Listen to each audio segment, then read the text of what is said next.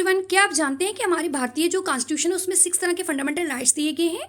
हाँ, हमारे भारत का जो कॉन्स्टिट्यूशन है उसमें 6 तरह के फंडामेंटल राइट्स दिए गए हैं जो कि आर्टिकल 14 से लेके 35 के अंडर आते हैं। चलो आज हम पढ़ते हैं इन राइट्स के बारे में। पहला है right to equality. Right to equality मतलब भारतीय संविधान में हर इंसान इक्वल है, ठीक है। और ये राइट टू इक्वालिटी आर्टिकल 14 से 18 के अंडर आती है और इसमें ये कहा गया है कि कोई भी इंसान के साथ जाति, धर्म या लिंग के आधार पर कोई भी भेदभाव नहीं किया जाएगा और अगर ऐसा पाया गया तो उसको क्या किया जाएगा, पुनिश किया जाएगा। और ये जो राइट टू इक्वालिटी है ये इंश्योर करता है कि भारत के जितने भी सिटीजन हैं, जितने भी नागरिक हैं, उन सबको एक बराबर अधिकार मिल सके, ठीक है। अब दूसरा है हमारा राइट टू फ्रीडम, यानी कि आज़ादी का अधिकार।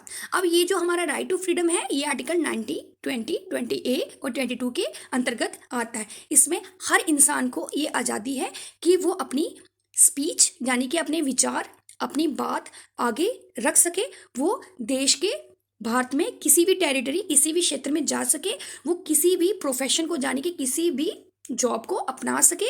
उसको ये फ्रीडम है कि वो देश के किसी भी पार्ट में रह सके और इन सभी राइट्स पे उसकी सिर्फ अपनी ही रिस्ट्रिक्शंस होगी, यानी कि उसके ऊपर इन सभी चीज़ों को लेकर कोई भी रिस्ट्रिक्शन नहीं होगी, ठीक है। उसको इन सभी चीज़ों की आज़ादी रहेगी।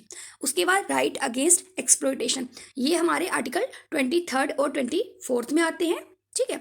इसमें हमारे भारतीय संविधान में ये साफ लिखा गया है कि कोई भी किसी से ज़बरदस्ती कोई भी लेबर नहीं करवा सकता, किसी भी बच्चे को ज़बरदस्ती लेबर नहीं करवा सकता, ठीक है। और कहीं भी एक उम्र तय की गई है, एक एज लिमिट डिसाइड की गई है, इससे नीचे के किसी भी बच्चे को कोई भी काम पर नहीं रख सकता, ठीक है। अगर कोई ऐसा करता हुआ पाया जाता है तो उसको क्या मिलती है, पनिशमेंट मिलती है। अब फोर्थ हमारा right to freedom of religion, यानी कि धर्म का अधिकार। अब हमारा जो राइट टू फ्रीडम है, फ्रीडम ऑफ रिलीजन है, वो आर्टिकल 25 से लेकर 28 में आता है और इसमें ये गारंटी दी गई है कि सभी लोग अपने अपने धर्म को अपना सकते हैं, उन पर किसी भी एक धर्म को अपनाने का कोई भी दबाव नहीं बनाया जाएगा और सभी लोगों के पास ये अधिकार है कि वो अपने धर्म को फैलाएं, उसको प्रैक्टिस करें और अपने चॉइस का कोई भी रिलीजन वो प्रोपोगेट कर सकते हैं, ठीक है। अब फिफ्थ है हमारा कल्चरल और एजुकेशनल राइट। ये हमारा आर्टिकल 29 और 30 में आता है।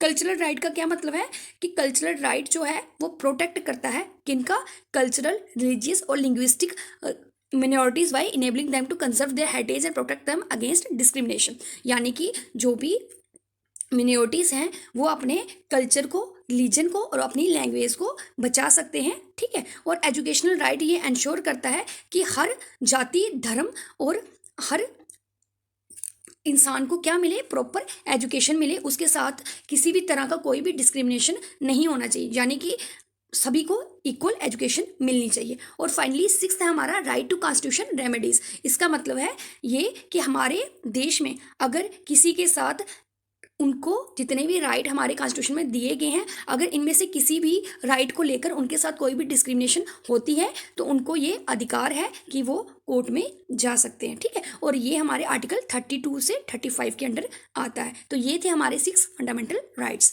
Thank you.